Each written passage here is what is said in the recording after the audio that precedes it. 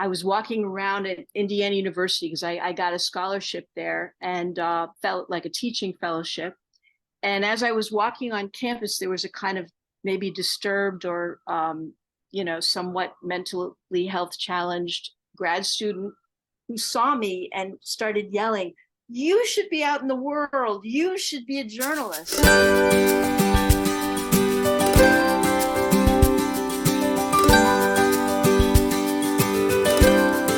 Hi everyone, I'm Goldie. I'm an 11th grader at the Hewitt School in New York City. I'm Susan Ruel, and I live in New York. I have lived all over the world as a journalist for United Press International, Associated Press, and many other. I've worked for the United Nations doing reporting for them. And currently I'm the blood cancer editor for Medscape. I did serve as a journalism professor. I have a PhD in writing and literature, but most of my time has been spent in the field working. Nope. No. But you know what's funny, and I almost actually forgot about it for decades? I had a job writing a column for our city newspaper every week when I was 11 years old. And I did it for a year or two and got paid. It was school news, and one of the teachers gave me that assignment. It was nice. I had a social security number. I got paid. I still have the clips.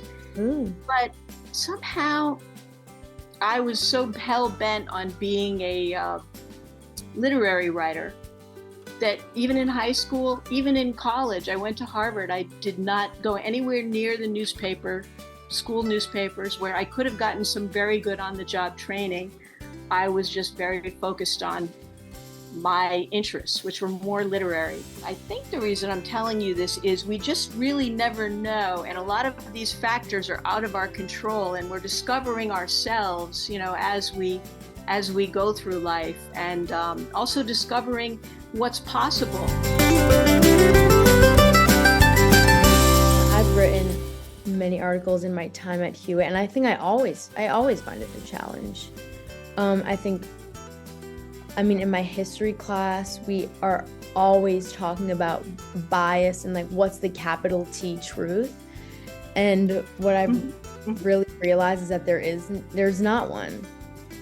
And bias is everywhere, and it is, honestly, I hate to say it, but it is so difficult not to write with bias present. But the way that I managed it was like you said, what are my sources?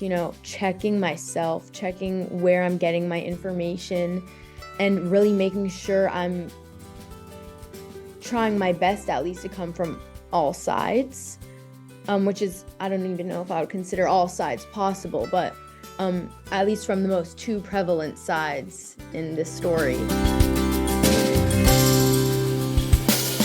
The professor we found actually online. We were doing research. We were checking out LinkedIn, and also we were looking. There were many websites of like mothers and people who are really close to the topic, and we thought that a professor would be probably ideal for this because they teach a class at a university of who knows how many individuals, who knows how diverse of individuals. Like, it's kind of their job to every day to speak from I hope as unbiased as a standpoint as possible. When we approach these assignments journalistically, we have to be very careful not to allow that to shape the language we use, no matter how well-founded and however factual our attitude is. So I would say that, that's part of what journalism really is. You get an assignment and you have to be knowledgeable and you have to check your own accuracy, but you're expected to write knowledgeably after doing the interviews and doing the work and learning, and sounding confident. And this is extremely difficult and challenging, but you just never know. It's certainly worth trying. And as you do it more and more, you get better at it.